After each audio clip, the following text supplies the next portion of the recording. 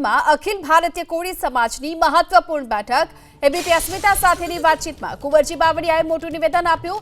કહ્યું કે કેટલાક તત્વો અખિલ ભારતીય કોળી સમાજને તોડવાના પ્રયાસ કરે છે। મનસ્વીપણે પોતાને પ્રમુખ તરીકે જાહેર કરી સમાજને ગેરમાર્ગે દોરી રહ્યા છે। સુરતમાં પણ અખિલ ભારતીય કોળી સમાજના પ્રમુખ બની બેઠા હોવાની વાત કુંવરજી બાવળિયાએ કરી છે। કોર્ટમાં કેસ ચાલી રહ્યો છે, વહેલી તકે નિવેડો આવશે તેવી પણ વાત કરી। સાહેબ, કયા પ્રકારની આ મહત્વપૂર્ણ બેઠક, શું નિર્ણય લેવાયો? સુરત ખાતે અખિલ ભારતીય કોળી સમાજના સંગઠન સાથે જોડાયેલા એવા 7 રાજ્યોના પ્રતિનિધિઓ, મુખ્ય પ્રતિનિધિઓ ઉપસ્થિત હતા।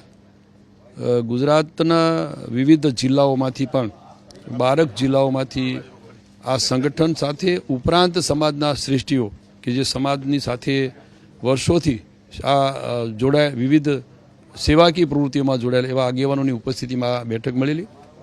એમાં મુખ્ય મુદ્દો કે જે કેટલાક લોકોના તરફથી આ અખિલ ભારતીય કોળી સમાજના જે સંગઠન ચાલી રહ્યું છે એ અત્યારે દિલ્હીની કોર્ટમાં અને ત્યાં રજિસ્ટ્રારની કચેરીમાં આ બાબતે કેસ ચાલી રહ્યો છે।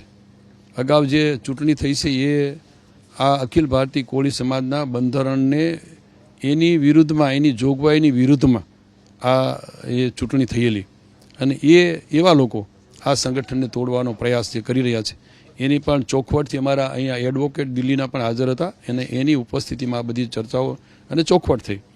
સાથે સાથે સમાજના જે વરિષ્ઠ આગેવાનો આખા સૌરાષ્ટ્રમાંથી આવ્યા હતા એ બધાએ સાથે મળીને જે અમે ગાંધીનગર ખાતે એક સમસ્ત કોળી સમાજનું અમે એક ભવન બનાવવા માટેનું જે અમારું પ્રકરણ ચાલી રહ્યું છે એ જમીનનું લગભગ કામ સરકારમાંથી પૂર્ણ થવામાં છે।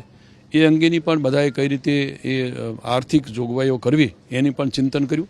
સાહેબ, જે સમાજને કોણ તોડવાનો પ્રયાસ કરી રહ્યું છે ને એને કઈ રીતે મુંહતોડ જવાબ આપવામાં આવશે?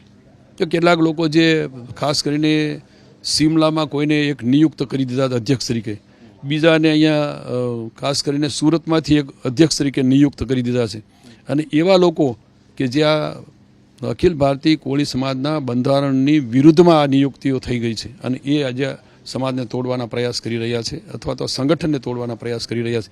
એના ચોખવટના ભાગરૂપે અને શિક્ષણના ઉદ્દેશ સાથે આ બે ઉદ્દેશ સાથેની અહીંયા ચર્ચાઓ થઈ।